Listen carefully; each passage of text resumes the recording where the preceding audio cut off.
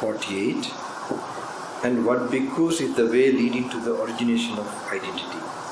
Here bhikkhus, the uninstructed worldling, regards form as self, feeling as self, perception as self, volitional formation as self, consciousness as self, or self as in-consciousness. This bhikkhu is called the way leading to the origination of identity. When it is said the way leading to the origination of identity, the meaning here is this: a way of regarding things that leads to the origination of suffering. And what bhikkhus is the way leading to the cessation of identity. Here bhikkhus, the instructed noble disciple, does not regard form as self, nor feeling as self, nor perception as self, nor volitional formation as self, nor consciousness as self, nor self as in-consciousness. This bhikkhu is called the way leading to the cessation of identity. When it is said the way leading to the cessation of identity, the meaning here is this: a way of regarding things that leads to the cessation of suffering. Now, I am remembering a very nice thing. Some used to explain, ask an explanation. What happens to a Tathagata, the Buddha, when he dies? There are 4 views normally that, if you're talking and if you're with the idea of, if you're entangled with views, you will try to find solution or an answer through a view. One is that the Tathagata, you remember, this is like after a long time,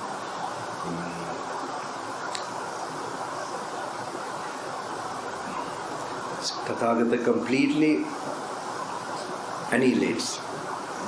The Tathagata completely live forever. And the Tathagata, both happen. Something like this, no? Or none of these two, right? Let me get it properly. But then there's a way Buddha says how he explains. Now, what you say as Tathagata or anybody is Rupa Vedana Sanya Sankara Viññāna. Okay? Panchupadanaskandha. Without Panchupadanaskandha, you don't get an idea of anybody. Now, Buddha says, I have told you in a certain way. How? What do I say about Rupa? Is it permanent or impermanent? He asks like this. So, the monks used to answer, impermanent. If it is impermanent, is it happiness or sadness? It is sadness, suffering. Because if it's bound to end, it's going to be suffering. So if something is anitya and dukkha, impermanent and suffering, can you call this is me, this I, this myself? So while the Tathagata is living also, you can't find a person what to say of what happens after dying. So then it's nicely explained the second way. The Rupa is, body form is impermanent and suffering.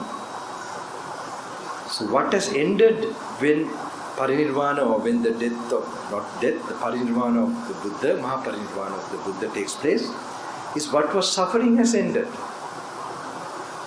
That there's no arising of Rupa, Vedana, Sanya means there's no arising of suffering. This is how it should be looked at. So this type of thinking you have to know after a long time is coming to my mind. But this line of thinking you have to get familiarized. There only you will see Nibbana, what Nibbana is. Or experience, or understand. There's nothing to see there.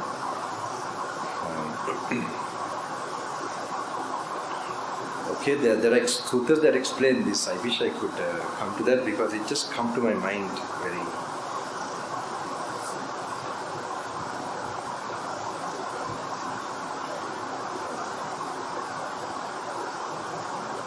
I think whether the Tathagata lives after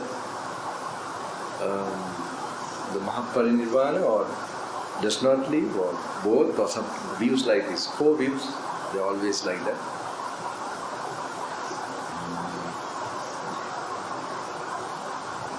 Any kind of view comes because of attachment, the delusion.